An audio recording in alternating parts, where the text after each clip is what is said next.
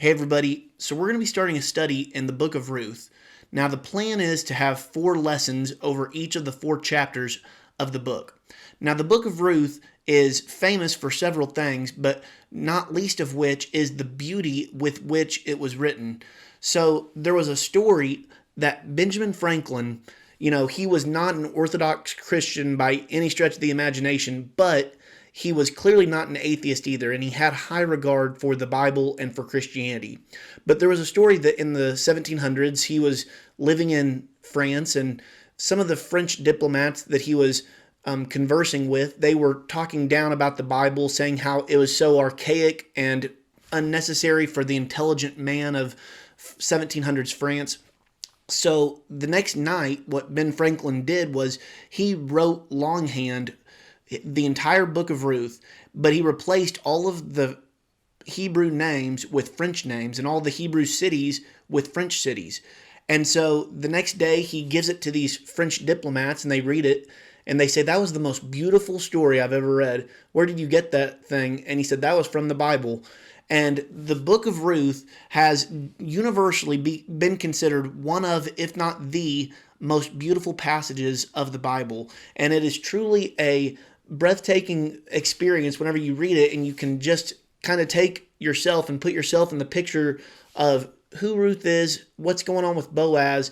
It is a very inspirational story. So the book of Ruth takes place between the conquest of the land by Joshua and the rise of King David. So as we'll see in a little bit, it was written during the time of the Judges, which is why in our Bibles it follows right after Judges and right before 1 Samuel, which is whenever David comes on the scene.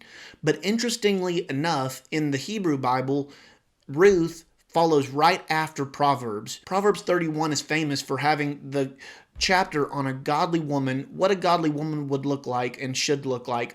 And so I don't think it is a coincidence that in the Jewish history of how they mark their Bibles, right after that you have the story of Ruth and you see a great example of a godly woman. Interestingly enough, the 2 books of the Bible named after women deal with one being Esther, a Jewish woman who marries a prominent Gentile man, and Ruth, who is a Gentile woman, and she marries a prominent Jewish man. But in both examples, you see great examples of godly women, which is why the books are named after them. And finally, the last little fun fact from the book of Ruth is that it is the only Old Testament book named after a non-Israelite, and that is the book of Ruth.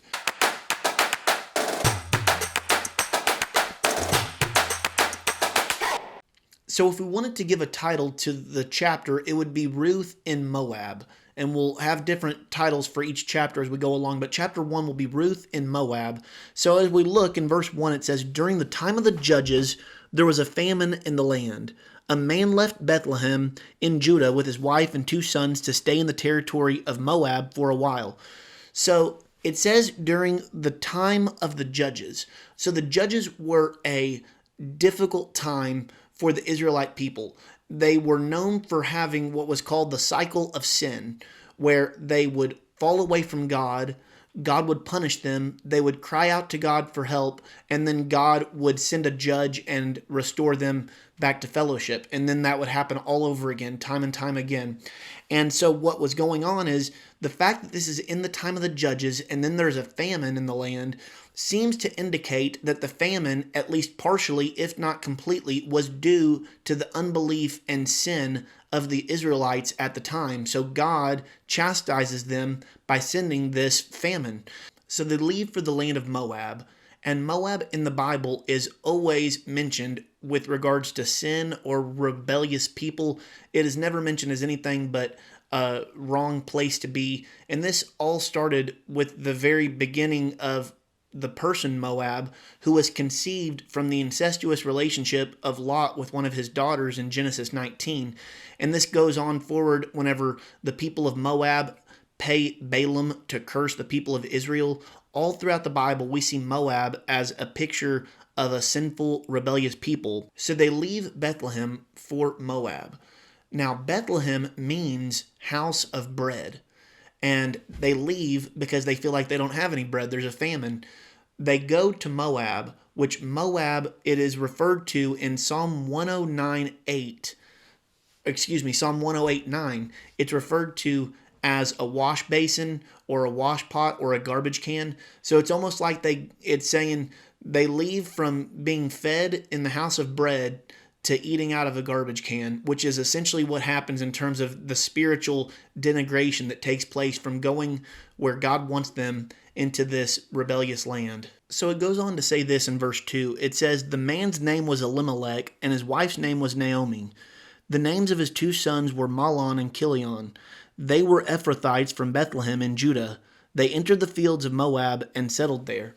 So Elimelech takes his family, they go to Moab. And this is because Elimelech was focusing on the physical instead of the spiritual. The Bible tells us in Matthew 6:33, "But seek first the kingdom of God and his righteousness, and all these things will be provided for you." So Elimelech was making his focus first and foremost on the physical instead of the spiritual needs of himself and his family. And as the man of the household, he was supposed to be the spiritual helper in this relationship, and he was supposed to be guiding his sons and wife in a spiritual guidance, and instead he was leading them toward a path of destruction. Now verse 3 says, "Naomi's husband Elimelech died, and she was left with her two sons. Her sons took Moabite women as their wives. One was named Orpah, and the second was named Ruth. After they lived in Moab about 10 years, both Mahlon and Chilion also died, and Naomi was left without her two children and without her husband." So the first thing that sticks out to me from this passage is it says that they were there in Moab for about 10 years. When if you look in verse 1, it says that they were going to stay there in the land of Moab for just a little while. And a little while turned into 10 years. And this is a great picture for us of what sin is like. It always takes us further than we ever intend on going. And we oftentimes will stay there longer than we ever expected to stay. And so we need to be mindful of the fact, quote unquote, just a little sin has a snowball effect oftentimes to lead us to destructive places that we had no intention of necessarily starting out with.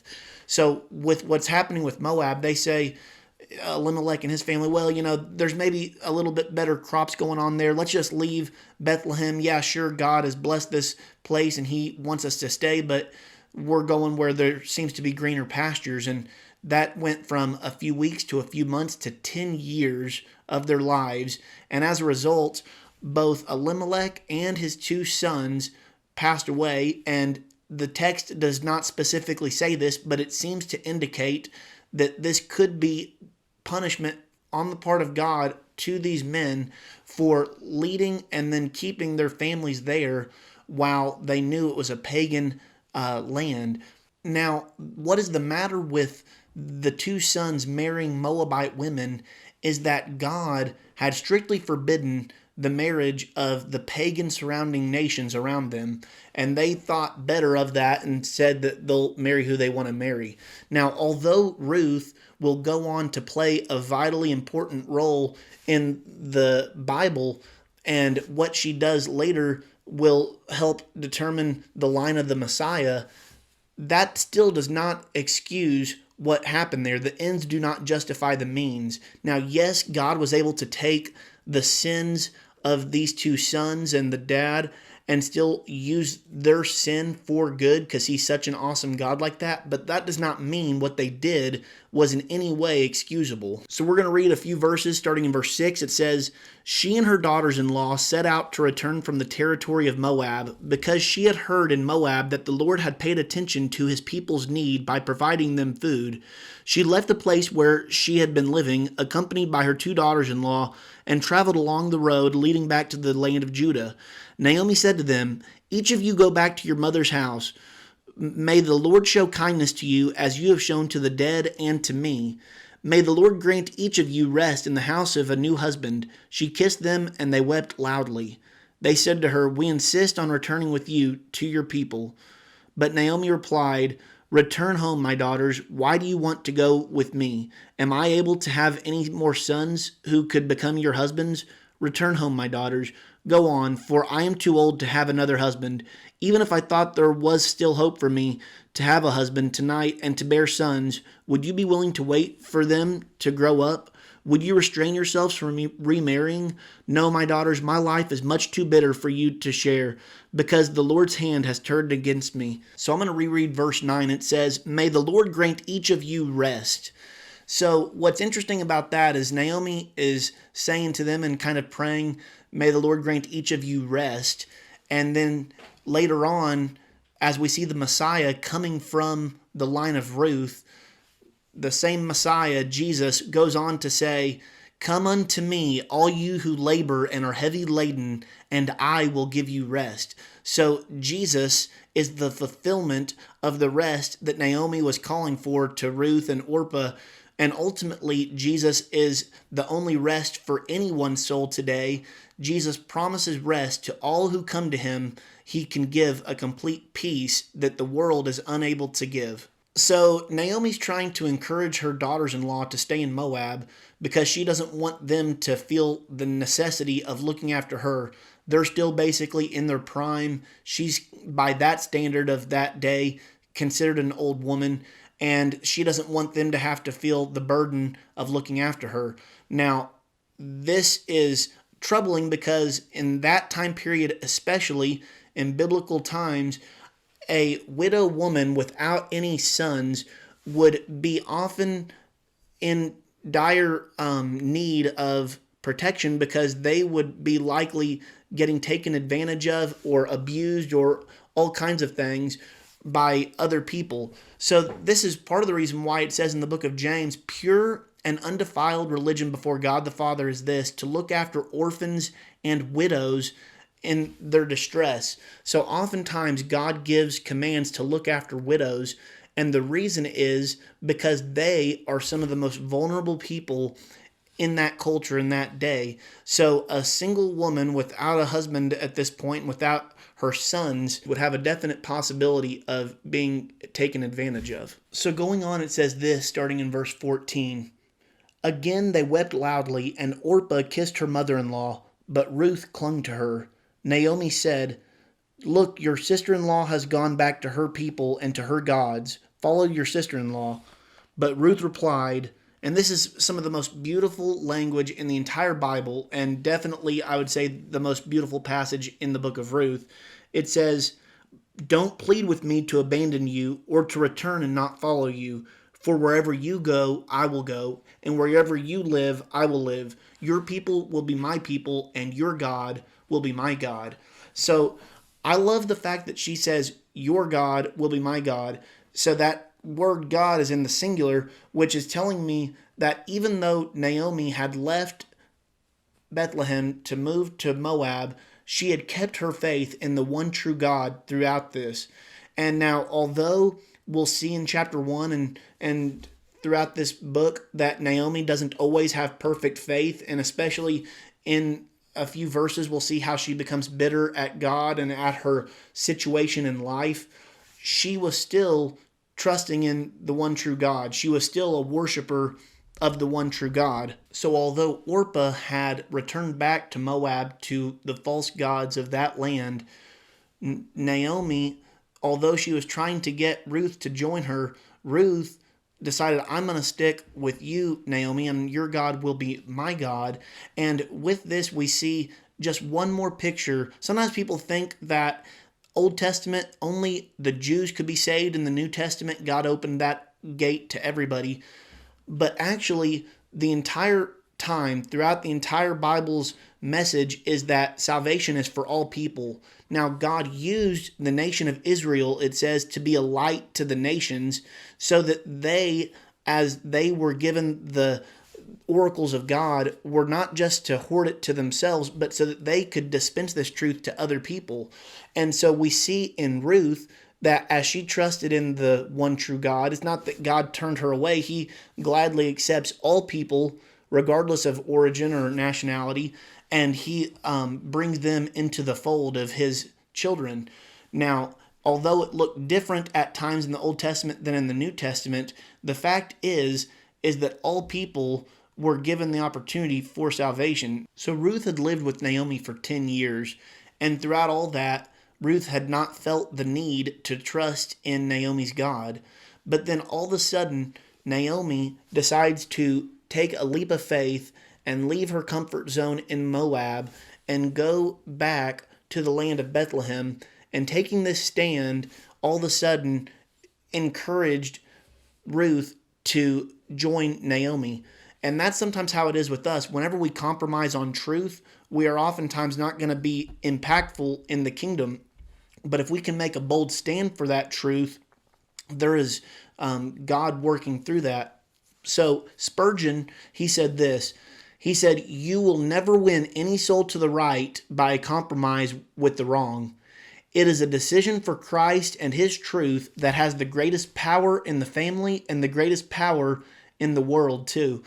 So the fact is if you want to be a difference maker, if you want to make an impact for Christ, that will never happen by making compromises to biblical truth. Making a line in the sand at times can be difficult, and at times you might cause some conflict, but the only way anybody will see the need for Christ is if they can see the need for a Savior because they're being shown the truth of what the Bible teaches.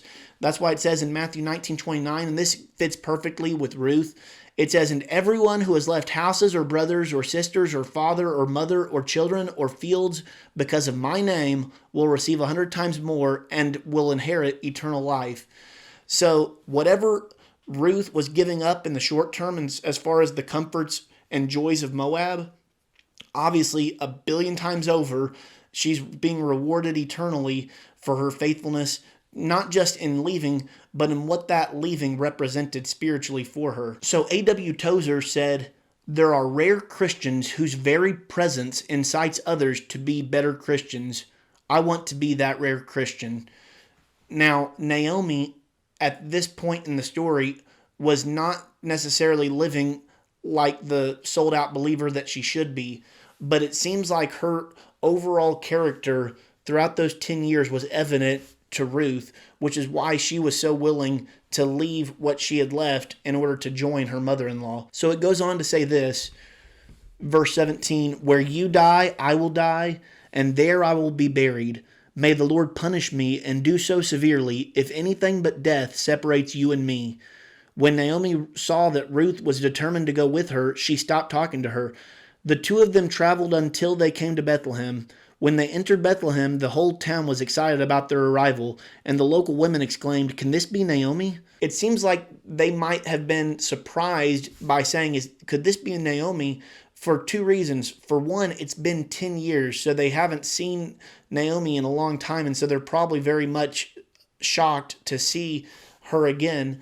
But also, over those 10 years, now obviously people will naturally age over a 10-year time span, but I wouldn't be surprised if in a land of rebellion in Moab, if those 10 years were especially hard on Naomi, and so they were kind of shocked to see the condition of a woman who had left in her prime, had returned not just 10 years older, but in some ways had become bitter after her husband and two sons had passed. And we can kind of see this bitterness starting in verse 20. It says, "Don't call me Naomi," which Naomi actually means pleasantness. "Don't call me Naomi.